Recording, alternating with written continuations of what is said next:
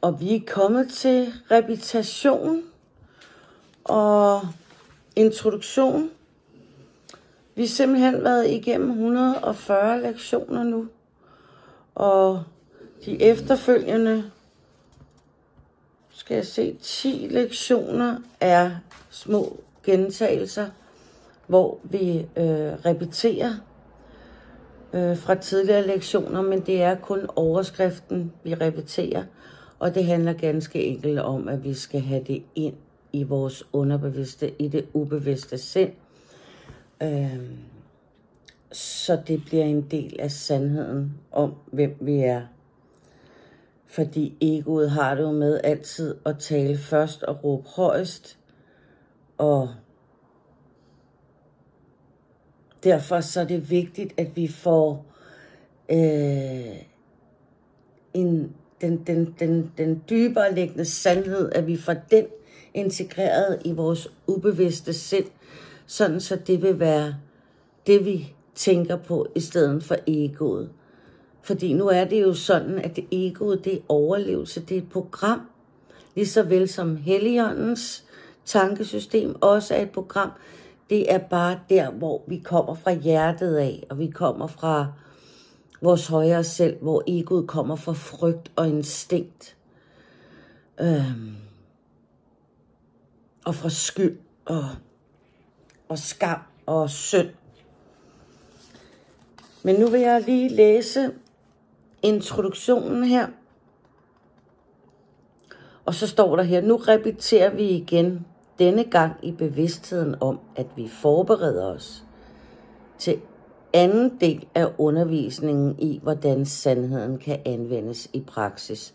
Så ja, det er det samme som at sige, at vi skal have sandheden ned i underbevidstheden, så vi ikke længere skal tænke over, når vi udfører en god gerning. En god gerning.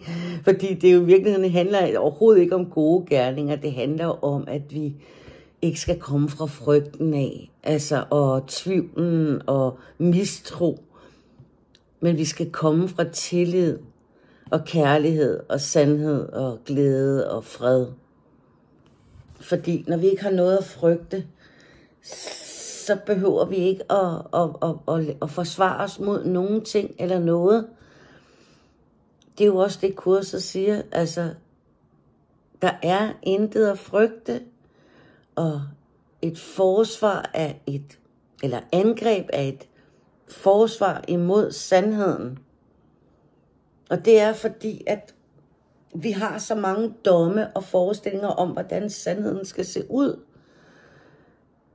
Men når vi dømmer,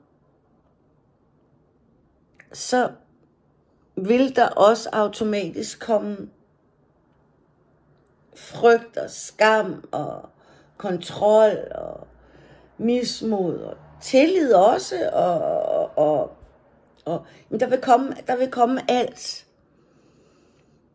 Og det er der heller ikke nogen, der siger, altså det handler om i virkeligheden, det handler jo om, at vi skal udvikle skelne evne. Vi skal udvikle evnen til at se, hvad der er sandt, og mærke, hvad der er sandt. Og træffe de beslutninger, der i sandhed er sandhed for dig, uden at du føler skyld og skam forbundet med dem, eller frygt, fordi så kommer de ikke fra sandheden. Man kan så sige, at når du skal foretage noget nyt, når du skal lave noget nyt, så kan du jo godt føle en eller anden form for ængstelighed, eller sådan undren, eller sådan boblen i maven. Og det kan godt, man kan godt misforstå og tro, at det har noget med frygt at gøre, men det har det ikke. Det er forundring, det er spænding, det er... Jamen, det er en forventning, og jo, forventning, altså, jamen, forventning kommer også fra egoet af, men det er en tillid til, at det her, det er sandt, fordi du er beskyttet, du har holdt hånden under, du gør det her, fordi du bliver guidet og vejledt af dit højere selv.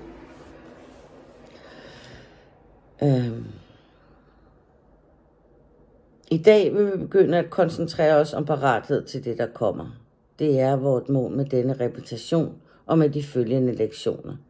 Vi repeterer de seneste lektioner og deres centrale tanker på en sådan måde, at det vil fremme den parathed, vi nu ønsker at opnå. Der er et centralt tema, som forener alle trin i denne repetition, og i al enkelhed kan beskrives således. Mit sind indeholder kun det, jeg tænker med Gud. Og det er jo en tanke eller en sætning, som i virkeligheden også skal erstatte alle dine tvivltanker, alle dine frygttanker. Fordi dit sind kun indeholder det, som du tænker med Gud, så kan det kun være sande, kærlige tanker. Eller du vil blive bedre til at skelne i hvert fald. Du vil udvikle en skelneevne, så du kan se, hvad der kommer fra kærlighed, og hvad der kommer fra frygt.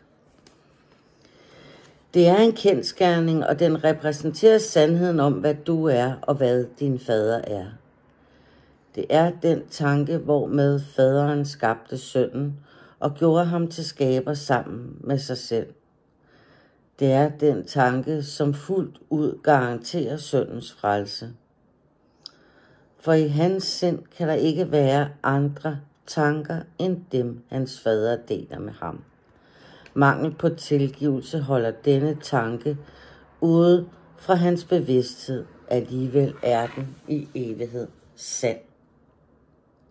Lad os begynde vores forberedelse med at forstå nogle af de mange former, som mangel på sand tilgivelse omhyggeligt kan skjules i. Ja, fordi at tilgivelse, det er jo også, når vi ikke tilgiver, så holder vi jo fast i tvivl og frygt og nag og skyld og skam. Og det gør vi, fordi vi er bange.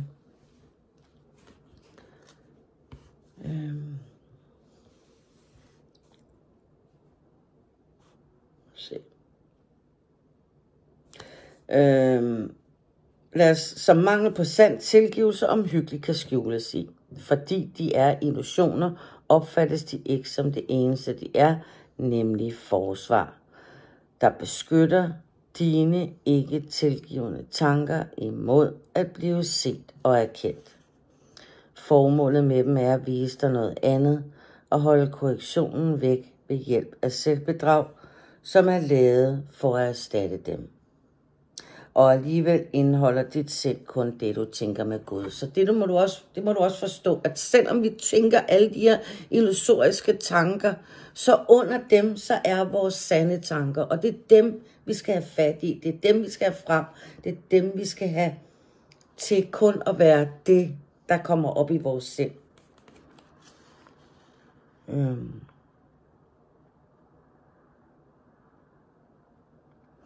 Og alligevel indeholder dit sind kun det, du tænker med Gud. Dine vildledninger kan ikke erstatte sandheden. Ikke mere end et barn, der kaster en pind i havet, kan ændre tidevandets kommen og gåen, solens opvarmning af havet og månens sølvskin på det om natten. Så der er nogle meget, meget større kræfter på spil end vores små forestillinger om, hvordan livet er. Vi begynder således hver øveperiode i denne repetition med at forberede vores sind på at forstå de lektioner, vi læser, og se den mening, de tilbyder os. Og det er jo så det, vi øver os med. Det er derfor, vi laver lektionerne, fordi vi øver os i at lære og tilgive, og lære at se alting med kærlighed. Begynd hver dag med en tid, der helliges forberedelsen af dit sind, så du kan lære, hvad hver enkelt idé, du vil repetere den dag, kan tilbyde dig i frihed og fred. Åbn dit sind og tøm det for alle tanker, der vildleder, og lad kun denne ene tanke optage det, og fjern resten. Mit sind indeholder kun det, jeg tænker med Gud. 5 minutter med denne tanke. vil være tilstrækkeligt til at spore dagen ind på de retningslinjer Gud har angivet, og til at gøre hans sind ansvarligt for alle de tanker, du vil modtage den dag. De vil ikke komme fra dig alene, for de vil alle blive delt med ham, og således vil hver enkelt bringe budskabet om hans kærlighed til dig og sende budskabet om dit tilbage til ham. På den måde vil du træde i kommunion med herskerens herre, som han selv har villet det skal være. Og ligesom hans fuldstændiggørelse forener sig med dig, vil han forene sig med dig, der er fuldstændig, når du forener dig med ham og han med dig. Efter din forberedelse læser du blot de 2 idéer, du har fået til opgave at repetere den dag. Luk dernæst øjnene og sig dem langsomt for dig selv. Der er intet hastværk nu, fordi du bruger tiden til det, der er formålet med dem. Lad hvert ord lyse med den betydning, Gud har givet det, sådan som det blev givet dig igennem hans stemme. Lad hver enkelt idé, du repeterer den dag, give dig den gave, han har indlagt i den, som du skulle have af ham. Og vi vil ikke anvende andre former for øvelser end denne. Bring hver time på dagen den tanke frem i dit sind, som dagen begyndte med, og tilbring et roligt øjeblik med den.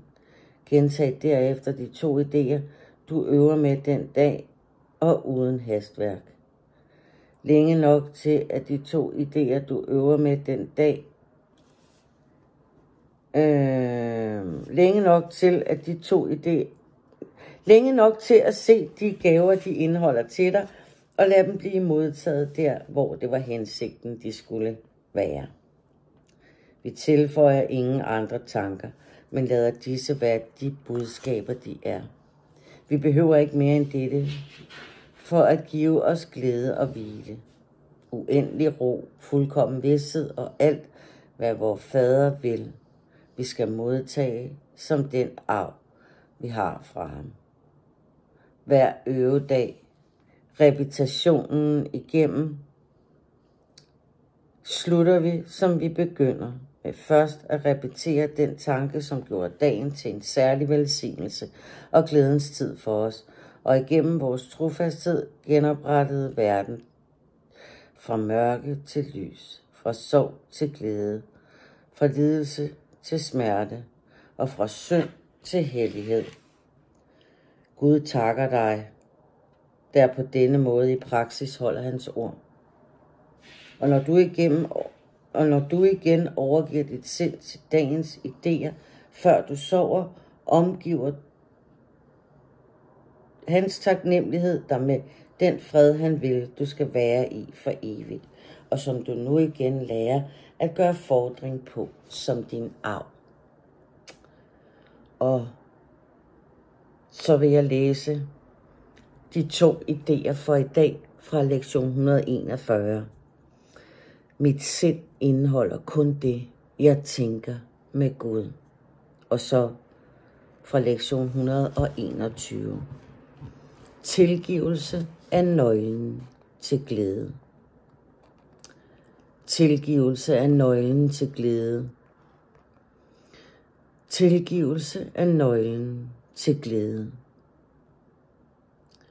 Og så fra lektion 122. Tilgivelse tilbyder alt, hvad jeg ønsker. Tilgivelse tilbyder alt, hvad jeg ønsker. Tilgivelse tilbyder alt, hvad jeg ønsker. Og det var som sagt lektion 141. Mit sind indeholder kun det, jeg tænker med Gud. Og tilgivelse er nøglen til glæde, og tilgivelse tilbyder alt, hvad jeg ønsker.